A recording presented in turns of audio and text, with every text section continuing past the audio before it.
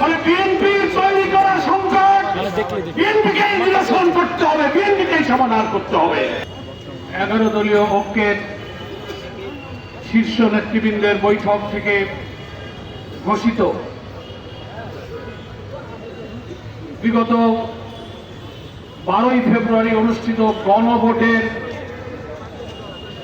ফলাফল এবং গণভোটের রায় বাস্তবায়নের দাবিতে দেশব্যাপী জনগণকে সাথে নিয়ে দুর্বার আন্দোলন গড়ে তোলার লক্ষ্যে আজকে থেকে গণসংযোগ যে সপ্তাহ ঘোষিত হয়েছে, লিফলেট বিতরণ, বিক্ষোভ মিছিল, জাতীয় সেমিনার, জুলাই যোদ্ধা শহীদদের পরিবারের সঙ্গে মত বিনিময় সহ আজকে থেকে সারা দেশে ঘোষিত কর্মসূচি সফল করার জন্য আজকে বহু আন্দোলনের স্মৃতি বিজড়িত রক্তাক্ত এবং আন্দোলনের সূতিকাগার এই শাহবাগ চত্বর থেকে সেই সপ্তাহব্যাপী কর্মসূচি উদ্বোধনের জন্য আমরা এখানে সমবেত হয়েছি।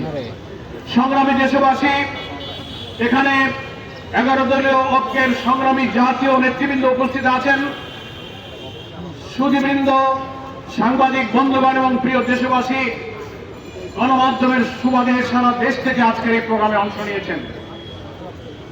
বক্তব্য রেখে আমরা সময় লম্বা করব না। আজকের মূল কাজ হল রাজধানীতে জনসাধারণের মাঝে এই আন্দোলনে 11 দল কি চায়, সততায় অধিষ্ঠিত বিএনপি কোথায় এই গণরায় বাস্তবায়নে বাধা দিচ্ছে, সংক্ষেপে আমাদের প্রচার পত্রের মধ্য দিয়ে সেটা জাতির কাছে আমরা তুলে ধরেছি। আমাদের নেতৃবৃন্দ এক্ষুনি কিছুক্ষণের মধ্যে রাজধানীবাসীর কাছে এই প্রচারপত্র বিলির মধ্য দিয়ে কর্মসূচি উদ্বোধন করবেন। সারা দেশে আজকে মহানগরী, জেলা, প্রত্যেকটি শাখায় 11 দলের নেতারা একই সঙ্গে আজকে এই প্রচারপত্র বিলির মধ্য দিয়ে সপ্তাহব্যাপী কর্মসূচি সফলের আহ্বান জানাবেন। আজকের নেতৃবৃন্দ যে বক্তব্য রেখেছেন তার মূল কথাটা আমি এক কথায় বলে আমরা আজকে লিফলেট কর্মসূচির এই উদ্বোধন ঘোষণা করব। সেই প্রশ্ন জাতির কাছে আমরা রাখতে চাই, বিএনপিকে জবাব দিতে হবে। এত বড় একটা নির্বাচন, এত রক্তক্ষয়ী আন্দোলনের মধ্য দিয়ে গণ আকাঙ্ক্ষার প্রতিফল হিসেবে আমরা যে নতুন বাংলাদেশের অভিযাত্রা শুরু করেছিলাম, পার্লামেন্ট অধিবেশন শুরু হয়েছে, 1 মাস কেবল অতিবাহিত হচ্ছে। রাজনীতিতে এই সংকট কে তৈরি করলো সারা দেশবাসী জানে। এই সংকট তৈরি করেছে ক্ষমতাসীন বিএনপি। বলতে পারেন কি করে বিএনপি সংকট তৈরি করলো? আমার আগে নেতারা বলেছেন, সেই প্রশ্নের জবাব আজকের এই শাহবাগ চত্বর থেকে আমিও চাচ্ছি সরকারের কাছে।